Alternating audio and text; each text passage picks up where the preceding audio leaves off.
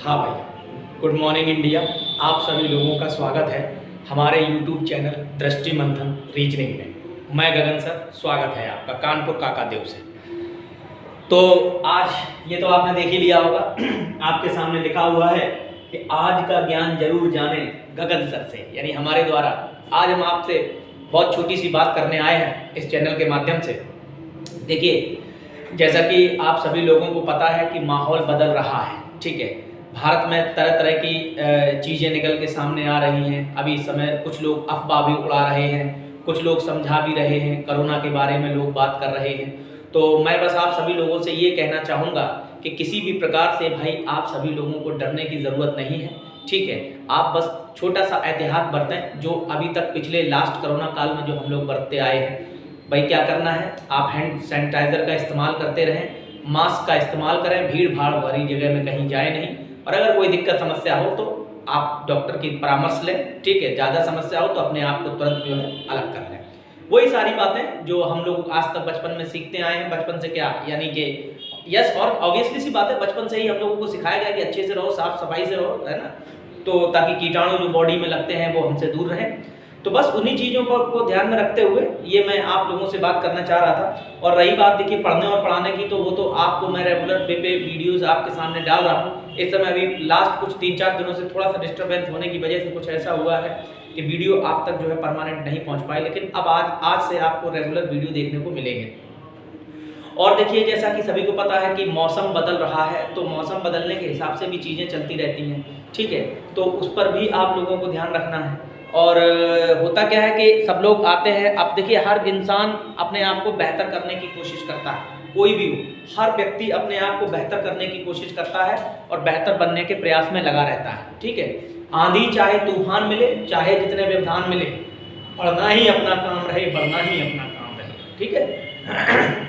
इस चीज़ को समझना है, चाहे जितनी भी आंधी आए, कितने भी तूफान आए, ठीक है, अपना सिर्फ और सिर्फ एक सूत्री कार्यक्रम, केवल एक लक्ष्य होना चाहिए कि हमें हमेशा आगे तत्पर रहना चाहिए, बढ़ते रहना चाहिए हमें, ठीक है, पीछे हटके नहीं देखना चाहिए। और एक सबसे बड़ी चीज़ ये है कि पुरानी गलतियों से सीखकर, जो भी आपने पास्ट में जो भी गलतियां की हैं, उनसे सीखकर सुधार करके हमें आगे बढ़ना चाहिए, ठीक है। जो पीछे हो गया है उसे भूल जाइए, बार बार पीछे की बातों को याद कर आप बिल्कुल अपने आप को डिस्टर्ब ना करें, ठीक है। जो पीछे हो गया है भूल जाइए उसे। आपके पास मौका है, वैकेंसीज भी हैं, सब कुछ है, एकजुट हो जाइए, लग जाइए, पूरे मन के साथ, सच्ची शिद्दत के साथ आप सभी लोग तैयारी करें, ठीक है। और एक चीज़ मैं आप लोगों से और बता दूं कि देखिए होता क्या है कि हम लोग जब कभी किसी प्रिपरेशन में होते हैं तो कुछ दिनों तक तो हमें बहुत अच्छा फील होता है, हमें बहुत अच्छा लगता है, क्योंकि हमारे अंदर वो जील होता है, वो उत्साह होता है, सब कुछ होता है भाई कुछ दिनों तक। लेकिन फिर जैसे जैसे वर्तमान में चीज़ें बदलती चली जाती हैं, जैसे जैसे चीज़ें अलग होती चली जाती हैं, है ना, थोड़ा सा समय बीतता चला जाता है तो आदमी अपने लक्ष्य को भूल जाता है, और लक्ष्य को जब भूल जाता है तो चीज़ें उसके सामने जो है भटकने लगती हैं। तो इसलिए कभी भी लक्ष्य को भूले ना और चीज़ों को ध्यान में रखकर आगे बढ़ें। तो हमारा आज का ज्ञान ये था कि भाई आपको एक सूत्री कार्यक्रम ये रखना है कि 100% टारगेट लेकर आपको अपना टारगेट अचीव करना है, और ये डिसाइड कर लेना है कि हमें इस वाले टारगेट पे वर्क करना है, ठीक है, तो ही बात बनेगी, ठीक है। तो आज हम लोग जो है कुछ रीजनिंग में कुछ पॉइंट्स पर बात करने वाले हैं, ठीक। और वो पॉइंट्स क्या हैं, चलिए बताते हैं हम आपको।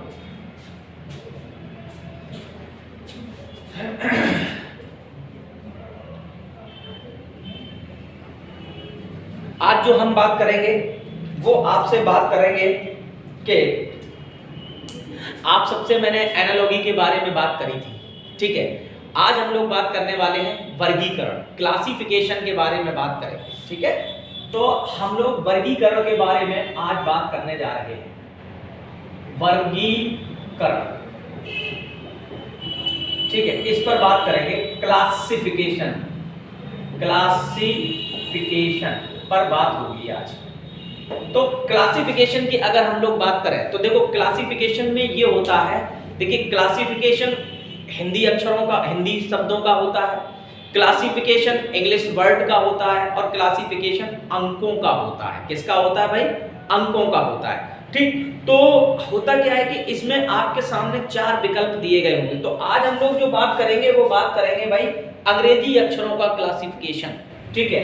इंग्लिश के कुछ वर्ड दिए गए होंगे उन पर बात करेंगे, वर्गीकरण अंग्रेजी अक्षरों का। आज बात करेंगे हम लोग अंग्रेजी अक्षरों का, ठीक है, आज इस पर बात करेंगे भाई। तो अंग्रेजी अक्षरों का वर्गीकरण हम लोग किस प्रकार से करेंगे इस पर आज चर्चा करने जा रहे हैं।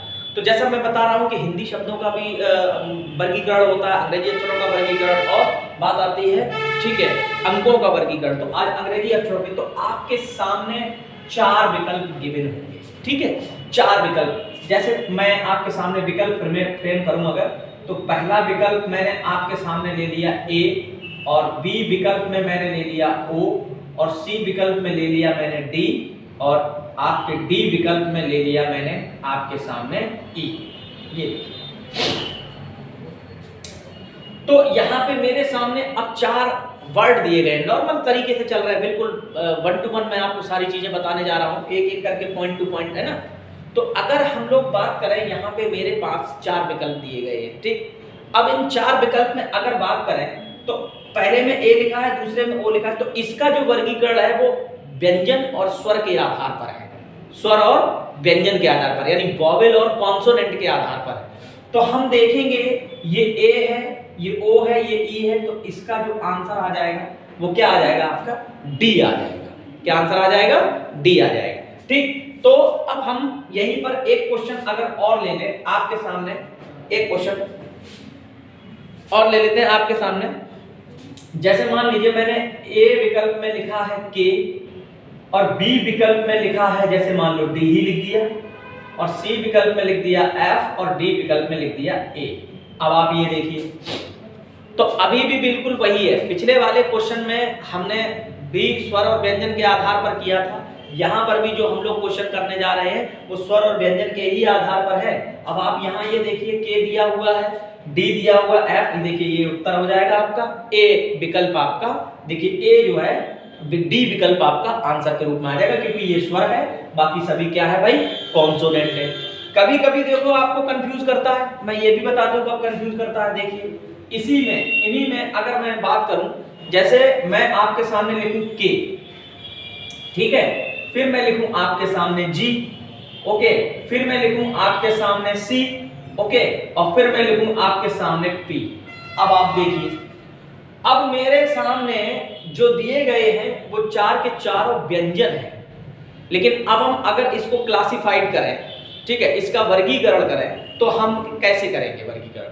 तो बड़ा सिंपल सा बात है, अब जो वर्गीकरण होगा वो प्लेस वैल्यू के आधार पर वर्गीकरण होगा, यानी जो प्लेस वैल्यू चल रही होगी उसके आधार पर बात होगी। तो प्लेस वैल्यू देखो, इसकी 11 है, इसकी 7 है, इसकी 3 है, मगर इसकी 16 है। तो बाकी जितने भी प्लेस वैल्यूज दी गई है, ठीक है, वो ऑड नंबर में दी गई है, यानी कि ये तीनों की वैल्यू जो है वो आपके ऑड नंबर में फ्रेम कर दी गई है, और इसकी जो वैल्यू है वो इवन नंबर में दी गई है, इसीलिए ये वाला आपका क्या हो जाएगा भाई, आंसर हो जाएगा, ठीक है। तो पहला तो क्लासिफिकेशन इस तरह से हो गया, स्वर और व्यंजन के आधार पर हमने क्लासिफिकेशन किया। अब दूसरा क्लासिफिकेशन जो इसी में आता है वो आता है अंतर के आधार पर। कैसे अंतर के आधार पर, जैसे ए विकल्प में लिखा हुआ है एम ओ, बी विकल्प में लिखा हुआ है के एम, और सी विकल्प में लिखा हुआ है डी एफ, और डी विकल्प में लिखा हुआ है ए बी। ये देखिए, अब इसको अगर हम लोग देखें, इसको अगर हम लोग ऑब्जर्व करें तो बड़े ही ध्यान से क्या देखेंगे, इसमें आप ये देखिए कि ये एम ओ दिया हुआ है, ठीक है, और फिर ये आपके सामने डी ई दिया हुआ है, और ये आपके सामने क्या दिया हुआ है, ए बी दिया हुआ है, ठीक। तो अगर हम इसको देखें तो देखो एम ओ, तो एम में कितना ऐड हो रहा है, 2 ऐड हो रहा है, ठीक है, और देखिए के में कितना ऐड हो रहा है, इसमें भी 2 ऐड हो रहा है भाई, और डी में कितना ऐड हो रहा है, इसमें भी 2 ऐड हो रहा है, लेकिन ए में कितना ऐड हो रहा है, 1 ऐड हो रहा है। तो यहाँ सब में 2-2, यानी कि अंतर, अगर बीच के अंतर की बात करें तो एक एक अक्षर का गैप है। यहाँ पे एक अक्षर का इसमें गैप दिया हुआ है, एक अक्षर का इसमें गैप दिया, एक अक्षर का इसमें गैप दिया है, और इसमें देखिए इसमें कोई गैप नहीं है। गैपिंग की अगर हम बात करें तो इसमें कोई गैप नहीं है, तो यहाँ सीधे सीधे हम लोग a प्लस बी तो कर देंगे, तो यहाँ पे यानी कि जो आ जाएगा तो ए बी हमारा क्या हो जाएगा, आंसर हो जाएगा। अच्छा, तो अब कभी कभी इसको हम लोग जो करते हैं वो करते हैं अपोजिट के आधार पर। अंतर की अगर हम लोग बात करें तो विपरीत के आधार पर। जैसे मैंने लिखा आपके सामने नॉर्मल सा AZ, मैंने लिखा PQ, मैंने लिखा LO और फिर मैंने लिखा आपके सामने CX। ये देखिए, तो यहां पे अगर हम लोग देखें तो जो अंतर आ रहा है वो कैसे अंतर आ रहा है। अगर हम अंतर की बात करें तो इसका अंतर अगर देखें तो कैसे आ रहा है। देखिए AZ लिखा हुआ है, यानी हम लोग देख रहे हैं A का अपोजिट क्या है, Z है, ठीक है। और देखिए LO लिखा गया है तो L का अपोजिट क्या होता है, O होता है। और देखिए यहाँ पे C का अपोजिट क्या होता है, X होता है। मगर ये वाला एक पद ऐसा है जिसमें अपोजिट नहीं दिया गया है, ठीक है।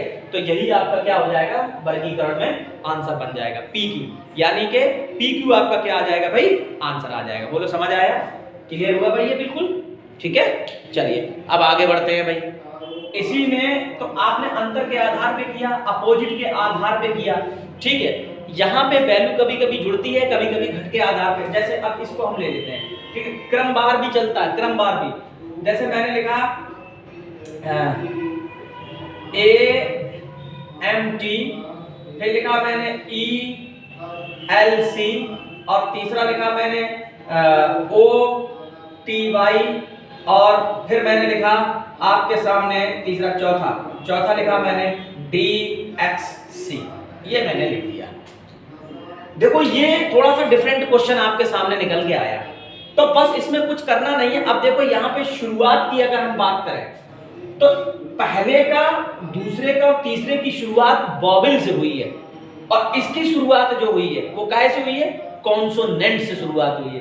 अर्थात ये मेरा जो है आंसर बन जाएगा ये वाला। क्यों, यहाँ पे कभी कभी जो क्वेश्चंस होता है वो इस तरीके से भी फ्रेम किया जाता है कि किसकी शुरुआत किससे हुई है। तो इसकी शुरुआत जो है वो हुई थी हमारी किससे, कॉन्सोनेंट से, और बाकी की जो शुरुआत हुई थी वो किससे हुई थी, हमारी वॉवेल से शुरुआत हुई थी, ठीक है। तो इसको इस तरीके से हम लोगों ने अलग कर दिया। अच्छा, इसमें कभी कभी एक लॉजिक ये भी वर्कआउट करता है, मैं आपको बता दूं आप सभी लोगों को कि क्या लॉजिक निकलता है इसमें। अगर हम लोग जाएं तो जैसे ये पहला एक एग्जांपल ले लें, मैंने आपसे कहा कि KL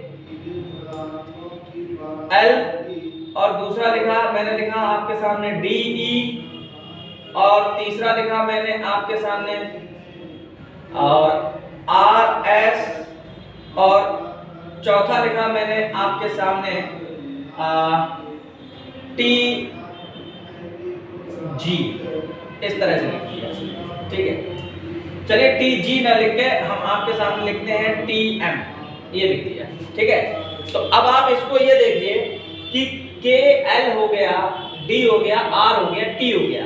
तो अब हम इसमें अगर ये देखें तो मेरे सामने जो ये बंच है, ये वाला अब बहुत ध्यान से देखेंगे, ये बंच दोनों एंगल से जो है क्या हो जाएगा, अलग हो जाएगा। दोनों एंगल से अलग हो जाएगा। क्यों अलग हो जाएगा, पहले तो इसकी हम प्लेस वैल्यू के हिसाब से अलग कर सकते हैं। बाकी सभी की शुरुआत इवन नंबर के अक्षरों से हुई है।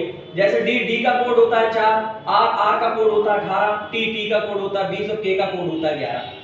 उस हिसाब से ये आंसर हो जाएगा।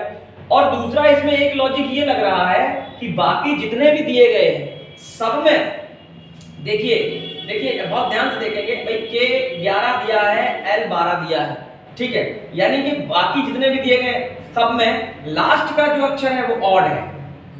E 5 होता है, S 19 होता है और M 13 होता है, लेकिन इसमें जो लास्ट का अक्षर है वो कैसा है, इवन है। इस बिहाफ पर भी हम लोग कर सकते हैं। देखिए तो पलट गया, यानी कि पहले ऑड और इवन है और बाकी सब में पहले इवन फिर ऑड है। तो अर्थात इसीलिए ये क्या हो जाएगा, हमारा आंसर बन जाएगा। क्लियर है गाइस, समझ आया सबको।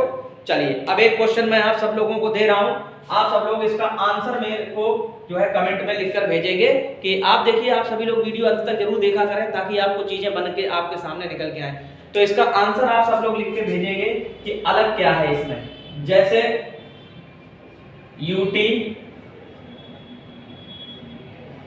XY और तीसरा है आपका CD और चौथा है MN।